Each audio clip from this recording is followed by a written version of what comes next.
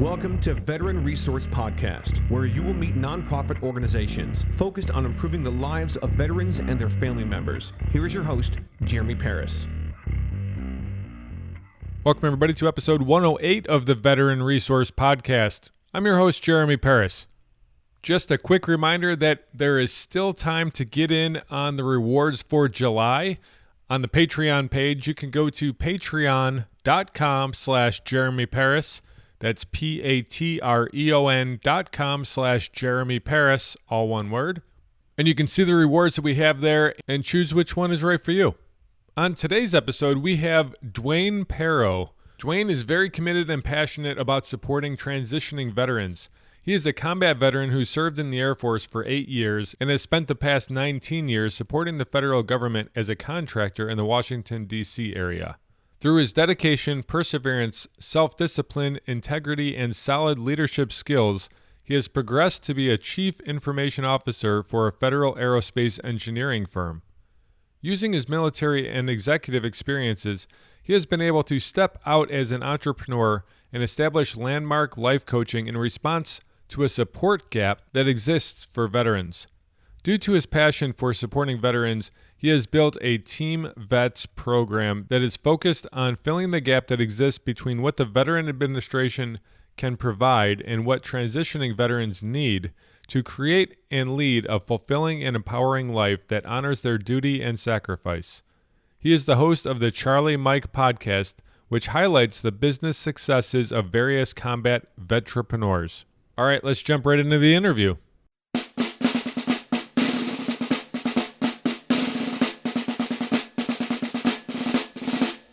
Dwayne, welcome to the Veteran Resource Podcast. How you doing today? Doing well. Thanks for having me on. Absolutely. Yeah, it's always good having another podcaster on here. You kind of know what to expect, and you've got all of the equipment already set up on your end. Makes it nice and easy. Yeah, absolutely. So, Dwayne, let's start out with just a little bit about your background. Tell us a little bit about yourself. Sure. I went in the military at the age of 17, 2 weeks out of high school.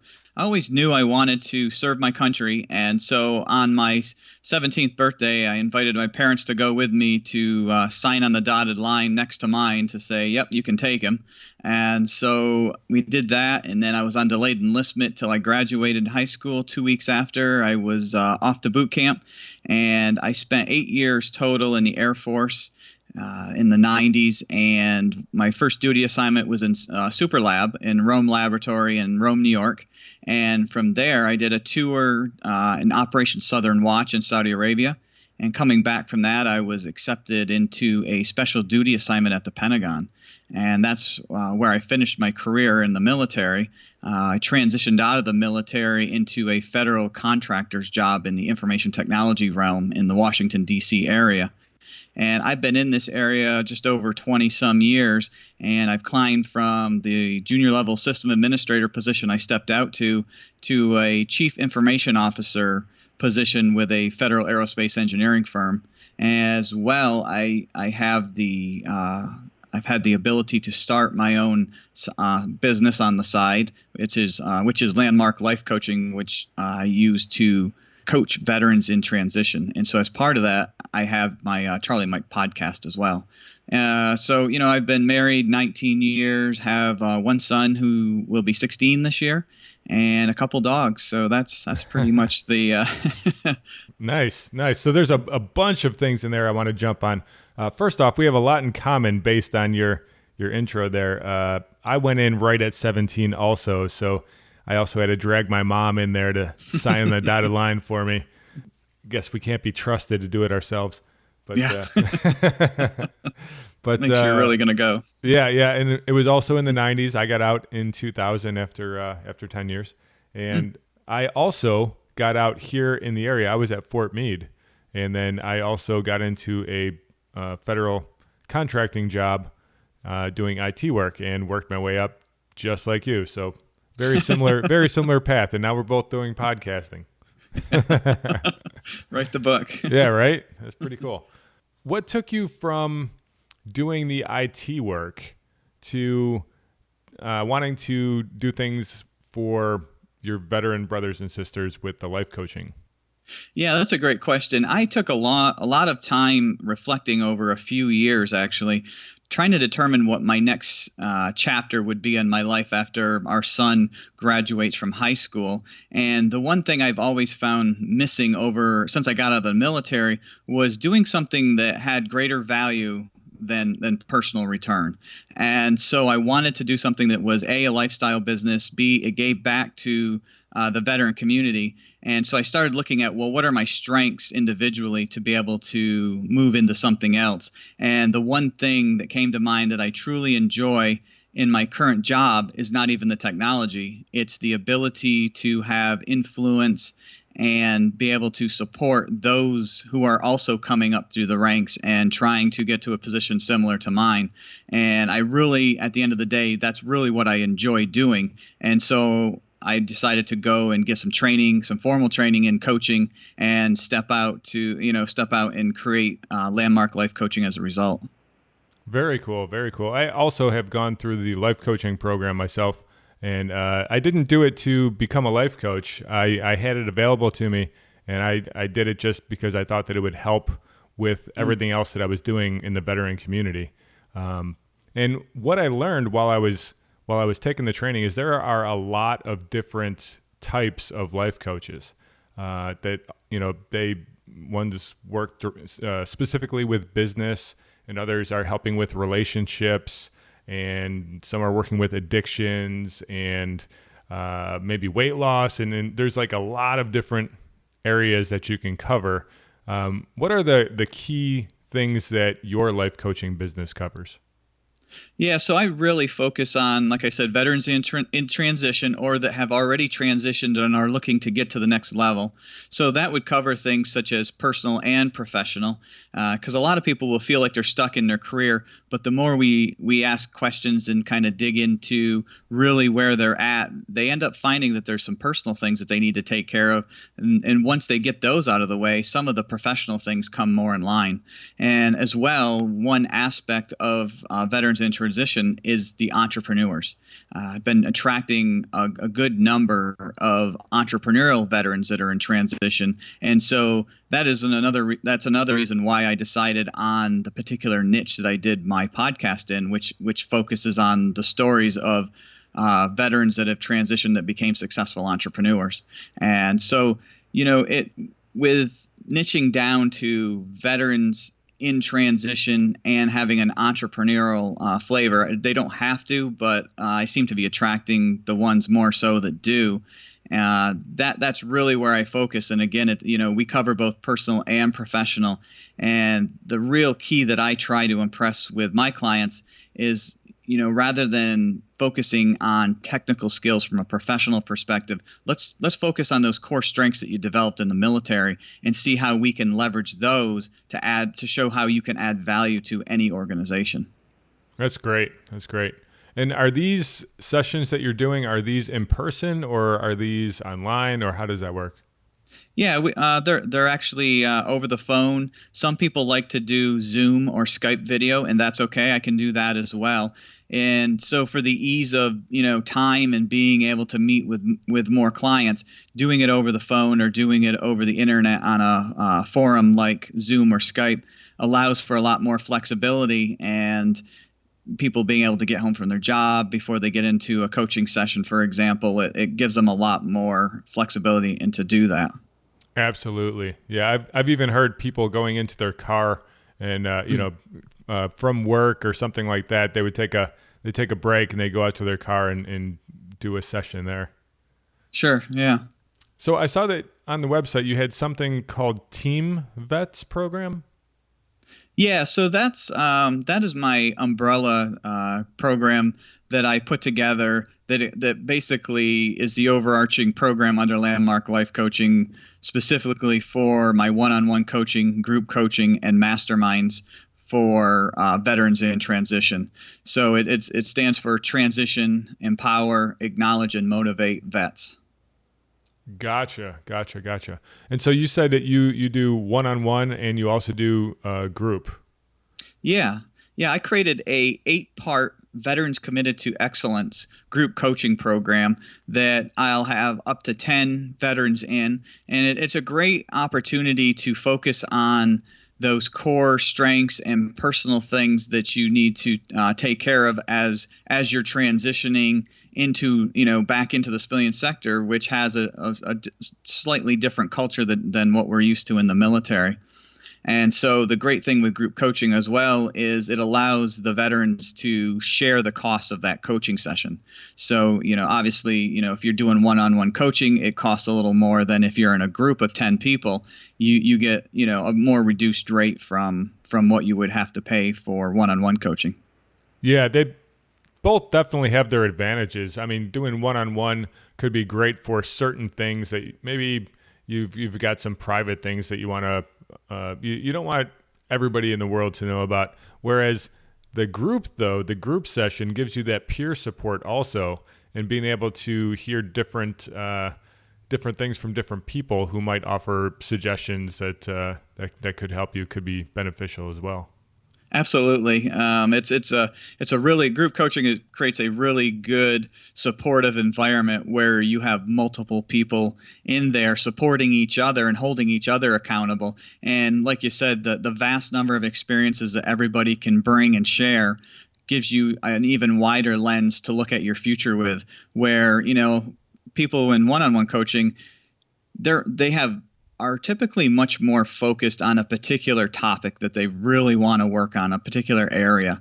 And so it's very specific to their life, and they just want to be able to move forward with that without having any other considerations in the process. Right. And so let's talk about the podcast here. Did the podcast come before or after the life coaching? Yeah, it came after. I started the life coaching practice in July of 2015, and just this February I launched the Charlie Mike podcast. Was it challenging? It was. It was more work than I anticipated to get it off the ground, but a friend of mine actually has a media company, and he heard that I was in the process of standing this up, and so he contacted me and said, "Hey, I'd be willing to, because you're doing this for veterans, I'd be willing to help you get this off the ground sooner." And so he met with me weekly through about an 8-week period. We met every week, and he just coached me through what I needed to do and getting everything set up. And so it allowed me to make it available much sooner. Yeah, that's one of the things when I got into it that I was surprised about. Once I spent, 6 months or so just getting things ready to launch. And once I launched, I started getting going. I was like, okay, this isn't bad. And then once you start, getting a lot of people interested in it, now you're handling calls left and right. You're trying to do scheduling. You're trying to get social media out there, and there's so much that's involved in it that you didn't think about when you were looking at, like, well, I just need to record and then I just need to post it, right? That's all you need to worry about, and that's like the very small part of it. It is. It's surprising when you really get down to all the phases. Just doing scheduling the interview, doing the interview, processing your audio, your show notes, getting it, like you said, out on the social media that, hey, this is coming, and then getting it out there on the release. And yeah, there's a lot of steps involved, and a lot of podcasters will outsource those things, but it just depends on your situation. Yeah, absolutely. And my advice to anybody is, if you're going to get into podcasting, go through all of the steps, learn all of the steps, and do them yourself, if only for a couple of weeks before you outsource them, because then when you outsource it, then you know exactly what is being done. Yeah, absolutely. Because you know what to expect. So when you have somebody else doing it, you know if it's right or not. Yeah, right. And also when you give them something to edit and you're like, why don't you have it back yet? You should be able to just knock this out real quick. And then you do it yourself and you realize just how long the editing takes. Definitely. So on your podcast, what types of episodes do you have? Yeah, so I've had some pretty amazing guests so far. We've released up to episode 11 as of this past Monday, and I've had people that have started all kinds of businesses. So we talk about, their military experience, and then we transition into talking about how that came to evolve into their entrepreneurial endeavors.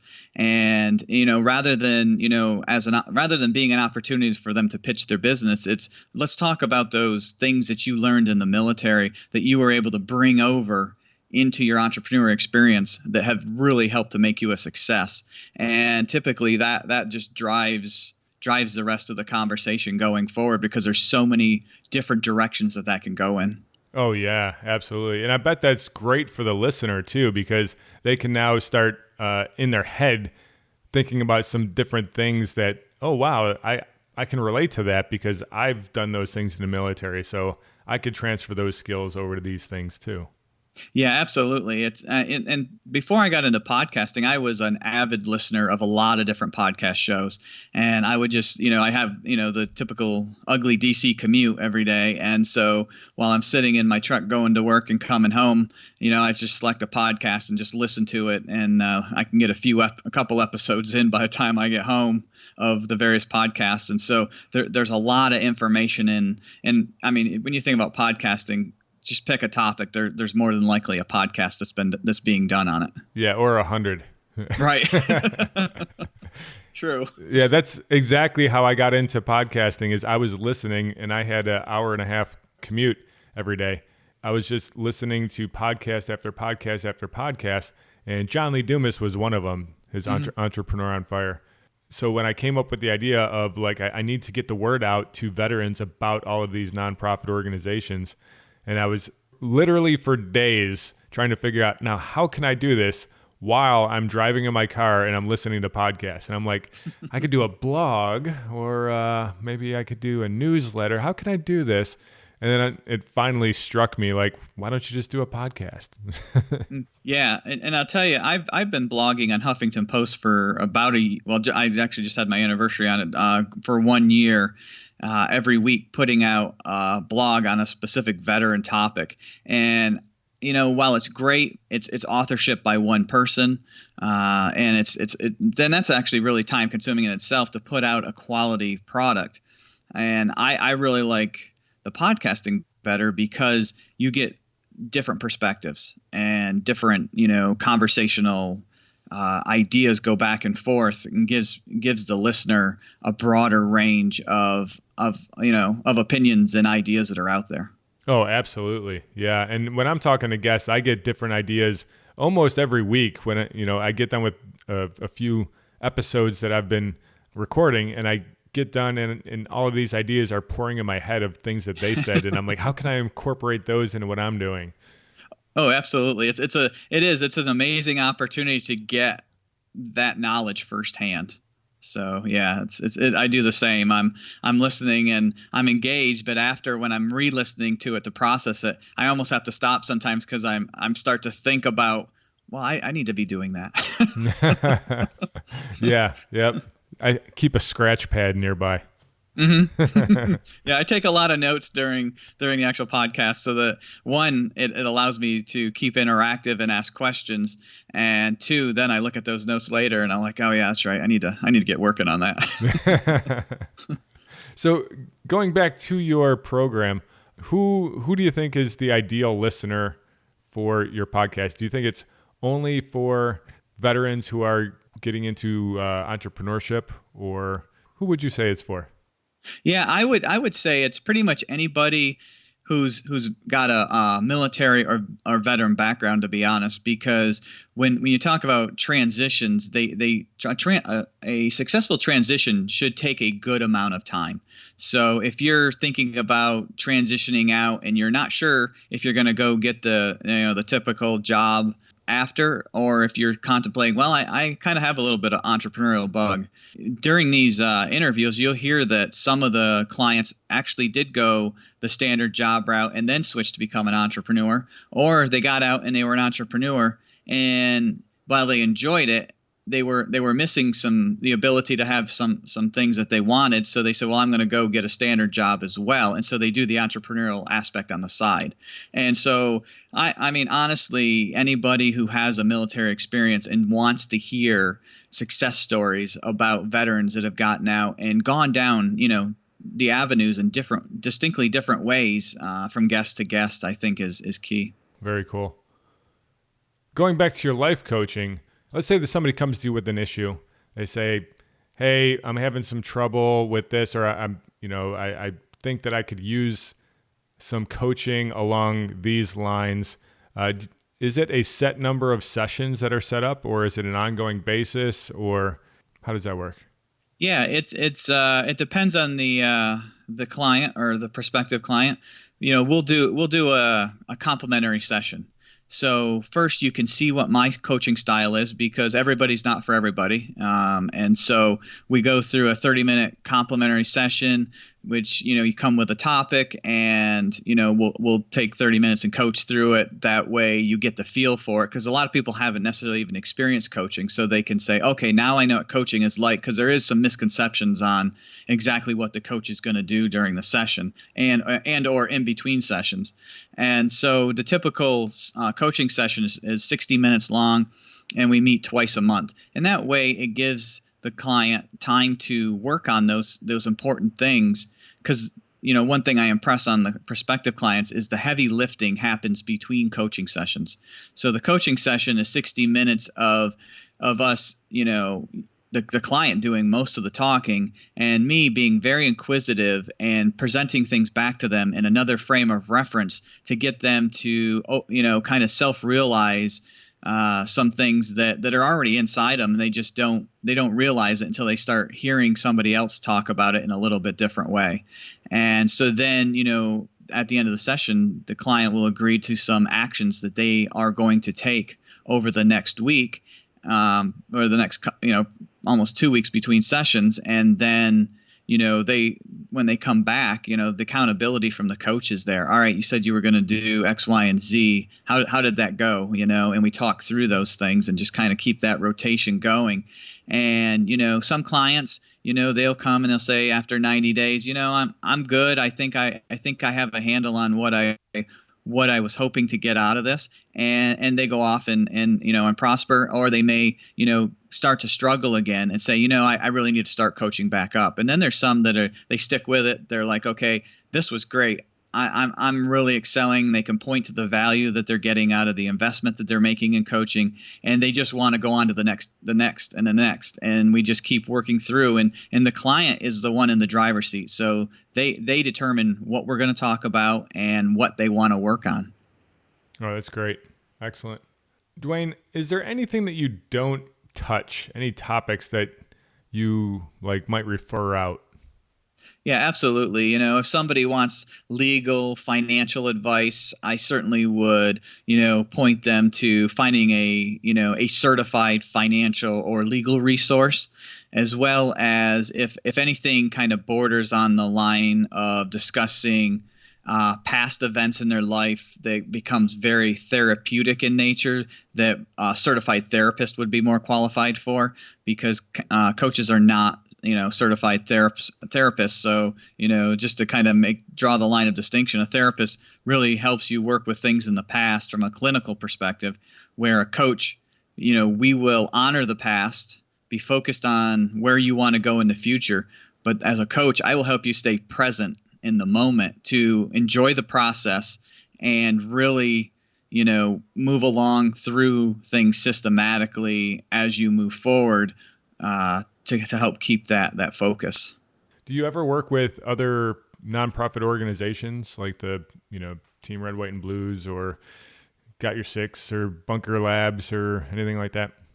Yeah, I've reached out to various nonprofits, but so far I haven't formally worked with any. I had one, Vets DC, that is out, the Veterans Development Center that is out in Washington State. We have a formal agreement between us that, when people come through their program for support, and if they're looking for a coach, then they will refer them to me, and we'll have some conversations to see if we're a fit.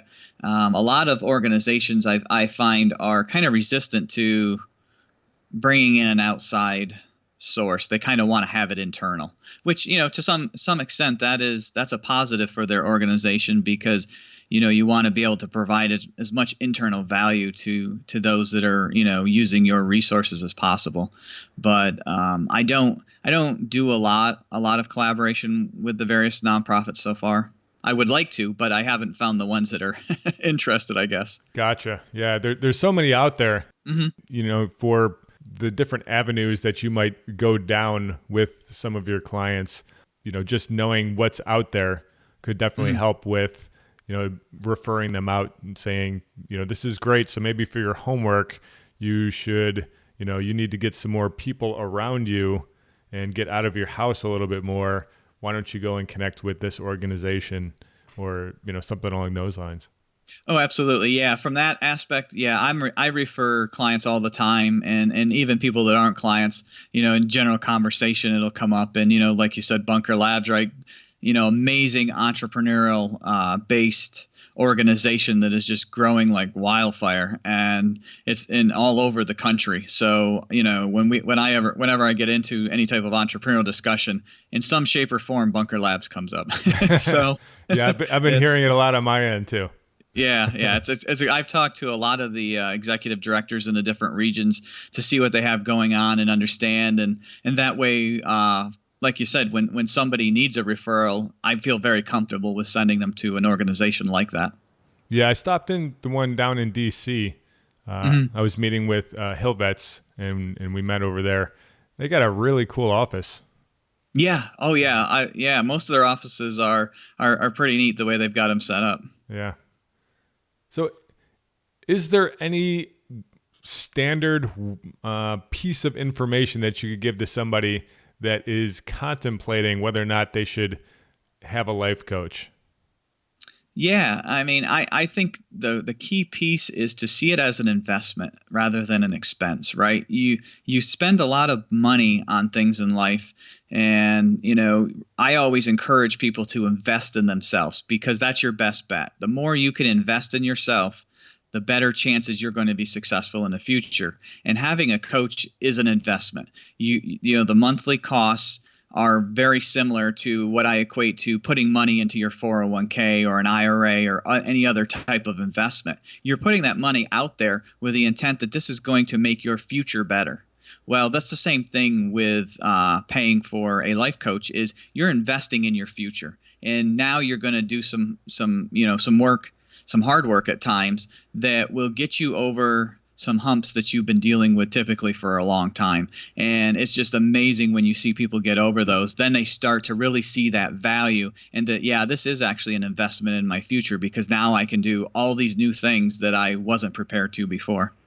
Yeah, it's really, really great when you are working with a coach and you're coming up with a plan of action. And you actually, I don't know if everybody out there is like me and enjoys checklists, but when I have a checklist, I feel good. And so, you work with a coach and you come up with a plan of action that here's what you're going to do over the course of the next week. Don't worry about what you're going to do, for the next 10 years. Let's just worry about what we're going to do until the next time I talk to you. And then you've got that list of things to knock out and really drive forward in the direction that you want to be going.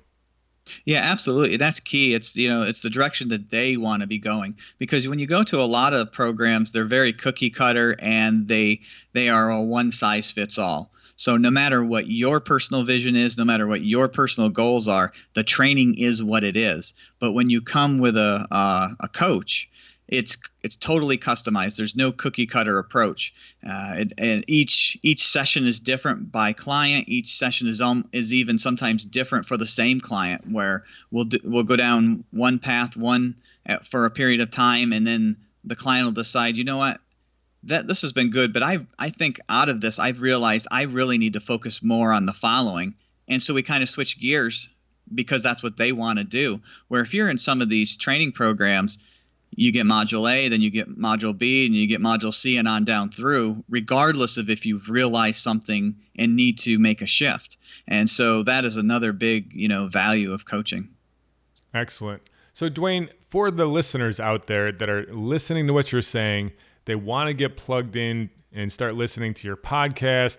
They want to get plugged into you and start some coaching. How do they get in contact with you? Yeah, sure. For the podcast, it's the Charlie Mike Podcast, and you can go to charliemikepodcast.com, and all the prior episodes are there, and as well as to be a guest, there is a link there to sign up for a time slot. And so that's how you can learn more about the podcast, or if you want to get on the podcast, that's a great way. Or you can contact me directly through the contact page there, and I can answer questions or give you more information as needed. As far as signing up or trying to find out more about coaching, you can go to landmarklifecoaching.com. And on there, again, it goes over what my services are. There's a few of my interviews that I've done are on there, links to them, so you can listen to me through other interviews. And there's a contact me page on there to find out more information. So, that's the best way to get a hold of me. And my new actual Landmark Life Coaching website should be going out, if not tonight, by the end of this week. I had my Charlie Mike podcast website created and realized I really needed to step up my game on my coaching one. And so the same media company is now putting together my new, much improved website, and it should be going live real soon. But my existing website is there in the meantime. Excellent. And by the time this goes out, the nice, shiny new one will be there. So everybody can go and check it out, and shoot a tweet over or send a message over and let me know what you think of his new website. Well, Dwayne, thank you so much for coming on the podcast and talking to us about the life coaching and talking to us about the Charlie and Mike podcast. It was great having you on. Great. Thanks. I really enjoyed it.